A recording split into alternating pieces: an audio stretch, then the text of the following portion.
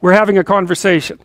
I'm deciding I'm going to listen to you, right? That's different than how people generally communicate, because usually when they communicate, they're doing something like, okay, we're going to have a conversation and I'm going to tell you why I'm right and I'll win if you agree. Or maybe you're having a conversation where, I don't know what you're trying to do. Maybe you're trying to impress the person you're talking to. So you're not listening to them at all. You're just thinking about what you're going to say next. Okay, so that's not this. This is, you might have something to tell me. And so I'm going to listen on the off chance that you'll tell me something that would really be useful for me to know. And so you could think about it as an extension of the Piagetian, you know, Piaget talked about the fundamentally important element of knowledge being to describe how knowledge is sought, the process by which knowledge is generated. Well, if you agree with me and I find that out, I know nothing more than I knew before. I just know what I knew before. And maybe I'm happy about that because, you know, it didn't get challenged. But I'm no smarter than I was before.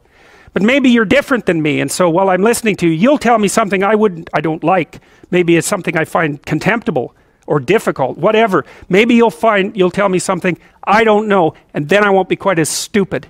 And then maybe I won't run painfully into quite as many things. And that's a really useful thing to know, especially if you live with someone and you're trying to make long-term peace with them, is they're not the same as you. And their way they look at the world and the facts that they pull out of the world aren't the same as your facts. And even though you're going to be overwhelmed with the proclivity to demonstrate that you're right, it is the case that two brains are better than one. And so maybe 9 of the 10 things they tell you are dispensable, or maybe even 49 out of 50, but one thing, all you need to get out of the damn conversation is one thing you don't know. And one of the things that's very cool about a good psychotherapeutic session is that the whole conversation is like that. All you're doing is trying to express the truth of the situation as clearly as possible. That's it. And so now Roger's proposition, and I'll tell you why he derived it, was that if you have a conversation like that with someone, it will make both of you better. It'll make both of you psychologically healthier. So there's an implicit presupposition that the exchange of truth is curative. Well, that's a very cool idea. I mean, it's a very deep idea. I think it's the most profound idea. It's the idea upon which Western civilization, although not only Western civilization, is actually predicated. The idea that truth produces health. But for Rogers, that was the entire purpose of the Psychotherapeutic Alliance. You come to see me because you want to be better. You don't even know what that means necessarily, neither do I. We're going to figure that out together. But you come and you say, look, things are not acceptable to me, and maybe there's something I could do about that. So that's the minimal precondition to engage in therapy. Something's wrong, you're willing to talk about it truthfully, and you want it to be better. Without that, the therapeutic relationship does not get off the ground. And so then you might ask, well, what relationships are therapeutic? And the answer to that would be, if you have a real relationship, it's therapeutic. If it isn't, what you have is not a relationship. God only knows what you have. You're a slave, they're a tyrant, you know, you're both butting heads with one another. It's a primate dominance hierarchy dispute. Oh, I don't know, you're like two cats in a barrel, or two people with their hands around each other's throats. But what you have is not a relationship. So, all right. We may say that the greater the communicated congruence of experience, awareness, and behavior on the part of one individual, that's a reference to the same idea that I was describing with regards to Jung. So let's say you come and talk to me and you want things to go well. Well, I'm going to have to more or less be one thing, because if I'm all over the place, you can't trust any continuity in what I say. There's no reason for you to believe that I'm capable of actually telling you, I'm capable of expressing anything that's true. So the truth is something that emerges as a consequence of getting yourself lined up and beating all the, what would you call, all the impurities out of your soul, for lack of a better word. You have to be integrated for that to happen, and you do that at least in part by wanting to tell the truth. The more the ensuing relationship will involve a tendency towards reciprocal communication with the same qualities. So one of the things Well, I've been quite influenced by Rogers. One of the things I try to do in my therapeutic sessions is, first of all, to listen, to really listen. And then, while I listen, I watch. And while I'm listening, things will happen in my head.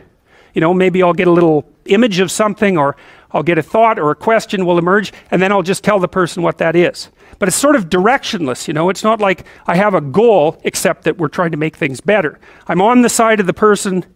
I'm on the side of the part of the person that wants things to be better, not worse. And so then those parts of us have a dialogue, and the consequence of that dialogue is that certain things take place, and then I'll just tell the person what happened. And it isn't that I'm right. That's not the point. The point is that they get to have an hour where someone actually tells them what they think. Here's the impact you're having on me. You know, this is making me angry. This is making me happy. This is really interesting. This reminds me of something that you said an hour ago that I don't quite understand.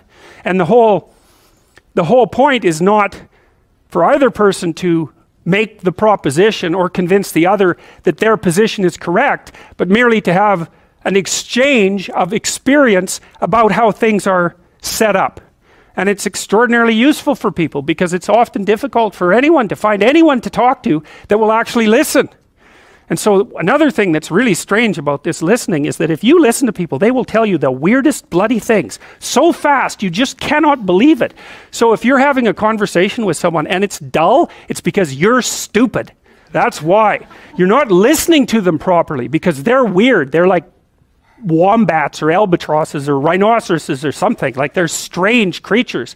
And so if you were actually communicating with them and they were telling you how weird they really are, it would be anything but boring. So, and you can ask questions. That's a really good way of listening. But, you know, one of Roger's points is, well, you have to be oriented properly in order to listen. And the orientation has to be, look, what I want out of this conversation is that the place we both end up is better than the place we left. That's it. That's what I'm after.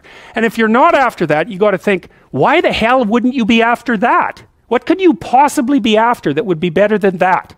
You walk away smarter and more well-equipped for the world than you were before you had the conversation, and so does the other person.